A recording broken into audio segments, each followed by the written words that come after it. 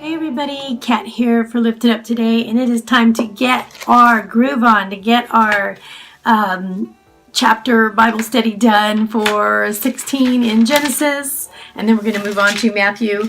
Now, if you remember last, Abram had a conversation with the Lord about an heir, and Abram thought that he should use his servant Eleazar as the heir because he said, I don't have one, and this is going to be my plot. I'll just have to deal with Eleazar. And the Lord said, no, don't use Eleazar. I don't need your help.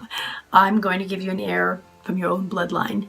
And that's very important as we move into chapter 16, because that was the first big idea that Abram came up with. There's going to be a second big idea that is not so great that we see in chapter 16. So anyway, let's get started with question number 1, and that is, what was Sarai's idea that she had hoped would solve the problem of Abram's heir? And why do you think she purposed this solution? Well, let's see here. Let's just start with verse 1 real quick, and I think it's kind of going to answer itself here. Now, Sarai, Abram's wife, had borne him no children, and she had an Egyptian maidservant whose name was Hagar. Remember Hagar, when they were thrown out of Egypt, Sarai probably kept as one of the spoils or something that was given to her, a handmaid, and that was probably Hagar. That's probably where she came from. Verse 2, so Sarai said to Abram, see, now the Lord has restrained me from bearing children. Please go into my maid. Perhaps I shall obtain children by her. Now, as was custom of the day, if... I have to back up for a second, because since the Lord had promised an heir to Abram, you have to keep in mind they've been in the land of Canaan 10 years. So 10 years have gone by, and it looks like Sarai has lost some faith here. She's lost faith. She's lost hope. And she said, you know what? God's talking to you about all this stuff, Abram, but he didn't say it to me directly. I don't know, if what you're saying is, and she's starting to doubt. She's not only doubting God, but she definitely is doubting her husband, at this point as well, because she's thinking, now remember, she was barren when they were married. She's always been barren. So it's been a bit of a sore spot with her.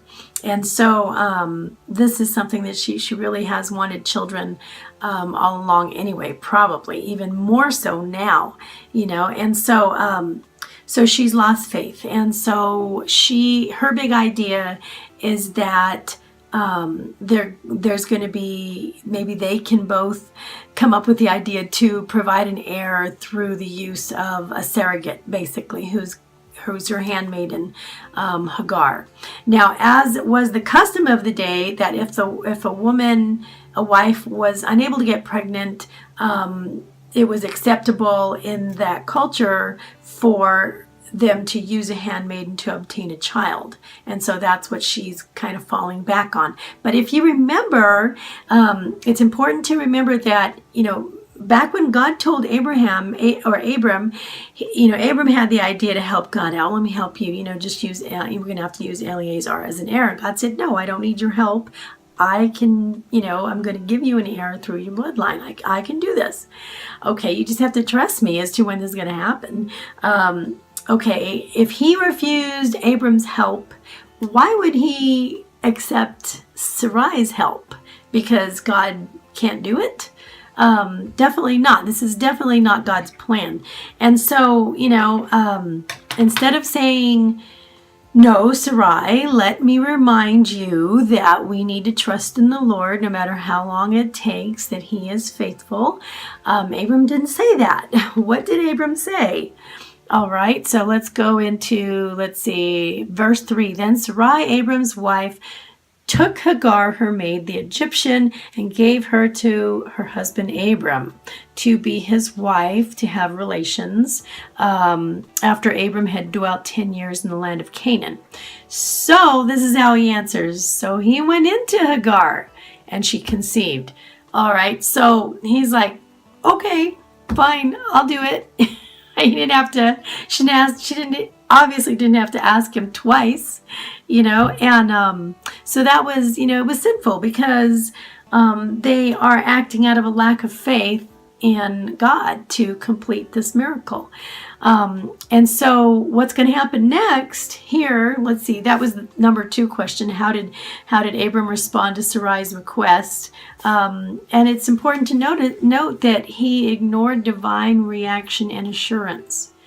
And in response to his earlier attempt when he was talking about Eleazar, and he sinfully yielded to Sarai's insistence here.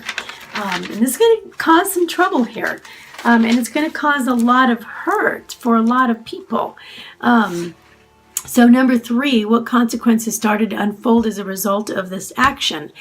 Okay, so we can see here in verse 4, after he went into Hagar, and when she saw that she had conceived, Hagar, her mistress became despised in her eyes. So what happened is that as was the custom of the time to obtain a child this way through one's maidservant, this is what Sarai is falling back on, the custom of the day. We're not going to trust the Lord God. We don't think that he can do everything. I need the custom of the day. Without the custom of the day, all is lost. Okay, this is how she approached it. But what's happened is she's very conveniently forgotten that, as was the custom of the day, if the handmaiden became pregnant by the husband, then that handmaiden's status could be elevated to first wife since she is producing an heir. And perhaps maybe, Sarai maybe forgot about this, or maybe she just thought that she was above it, because after all, she was the wife of the great Abram, who was very well known and blessed by God.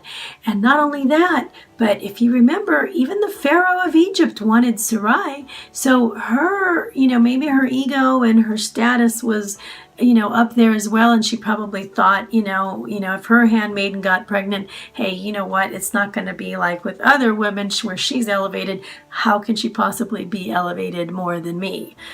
Well, Hagar thought she got pregnant, and she said, you know what? I'm the one carrying the heir. Guess who's top dog around here? And so she started to treat Sarai badly. And in fact, it probably got so bad that Sarai went to Abram, and she's pretty mad about it. The employer, type situation is all messed up now, and Sarai can't deal with it. So, they say if you can't do the time, don't do the crime. If you can't, if you don't want to play by the rules, and get out of the game. And Sarai didn't want to play by the rules, and so her big idea was to approach this and try to fix it in her way. And she's making the mistake, I'm not just picking on her, she's making the mistake that I think a lot of us make, and that is that we try to fix our own things, not realizing that we are not capable of truly fixing something that only God can fix. We cannot fix something that only he has the ability to fix.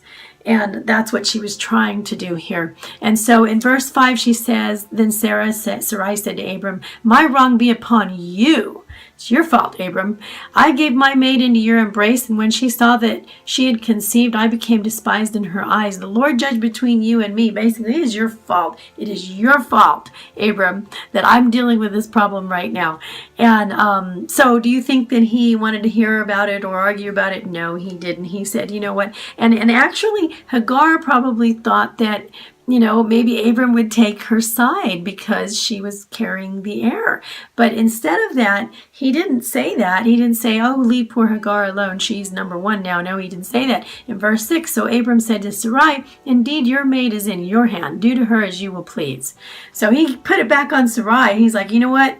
You two women are having a problem. I did my part. I did what you asked me to do. She's pregnant. She's carrying an heir. Leave me alone now. And so Sarai went back to Hagar, and she said, fine, you're in my hand. This is it, Hagar. He has said, you're not like first wife status here. You're still my handmaid, and you do as I say. So she came down on her. She came down on her hard. So hard, in fact, that Hagar fled to the wilderness and to get away from her mistress. And so let's see, that moves us into number 4. What encounter did Hagar have in the wilderness, and what was the outcome? Okay, so when she fled out there, basically, you know, what's really wonderful out there is that we read here, you know, now the angel of the Lord found her by a spring of water in the wilderness. Now, it's important to see that, you know, here it says, the angel of the Lord. It's important to see that this particular way, when this person is speaking, he's speaking with, let me just read you this note here. The special individual spoke as though he were distinct from Yahweh, yet also spoke in the first person as though he were indeed to be identified as Yahweh himself, with Hagar recognizing that and seeing this angel, she had seen God. So there are other places that other people experience the same thing. Basically, what she is experiencing is the pre-incarnate Christ, Jesus, before he was, you know, born into the world as a baby. This is the pre-incarnate Christ that she's speaking. In other words, she is meeting God. And so you can find some more examples of this in Genesis 22:11 through 18, Genesis 31:11 through 13, Exodus 3:2 through 5, and Numbers 22:22 to 35. There's some other places as well. But so the angel of the Lord, who does not appear after the birth of Christ, who is often identified as the pre-incarnate Christ.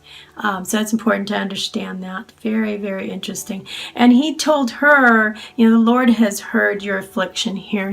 He's saying to her, first he asked her, where have you come from and where are you going? Because he wants her to, you know, to say this. A lot of times the Lord has asked, you know, questions that he knows the answers to, but he's engaging in conversation, and he wants these people to, you know, admit and what's happening here.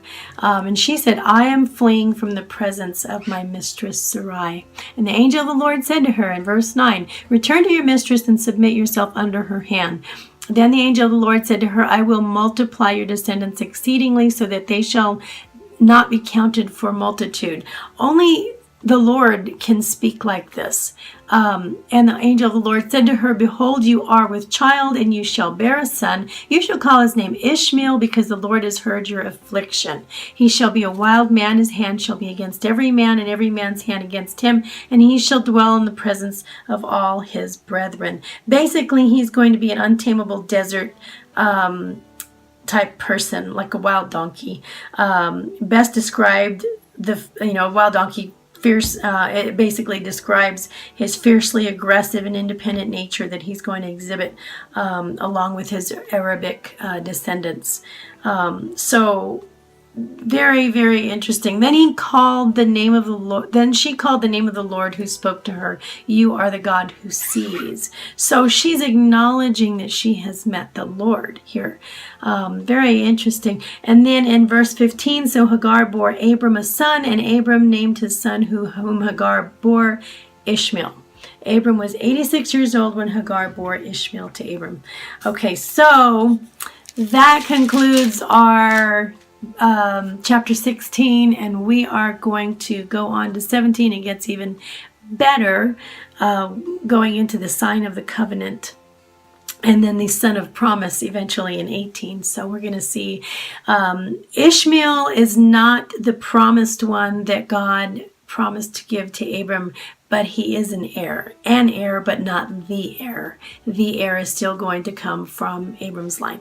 All right, everybody, I love you a lot. I'm going to see you in the 17, and then if you're with me in Matthew, come over to Matthew, and we will go through 16 together. All right, many blessings.